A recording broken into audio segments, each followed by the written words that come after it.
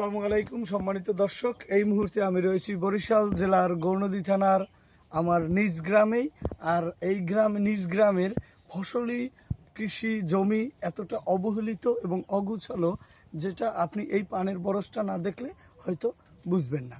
আপনারা দেখতে পাচ্ছেন যে এই যে পানের বরটায় আছি, এই পানের বরজগুলো দিকে তাকিয়ে দেখুন যে কতটা অযত্নে অবহেলায় পড়ে আছে একজন পান চাষির পানের বরজ। এটার একটিমাত্র কারণ যে পানের যে দাম, সেই দামের চেয়ে এই পানের বরজে যে খরচ রয়েছে, সেই খরচের সংখ্যা অনেক বেশি এবং সঠিক প্রক্রিয়ায় সঠিক সময়ে অনাবৃষ্টি এবং অতিবৃষ্টির কারণে যে কাজগুলো থেকে গেছে, যে কাজগুলো সে সঠিক সময় করতে পারেনি, তার জন্যই তার বরে আজকের এই অবস্থা। তবে এই বরের পান এখনও অনেকটা সুস্থ আছে, প্রচুর রোগ রয়েছে, যে রোগ থেকে আবার অন্য অন্য যে ভালো পানগুলো আছে সেই পানগুলোতে রোগাক্রান্ত হওয়ার সম্ভাবনা সবচেয়ে বেশি।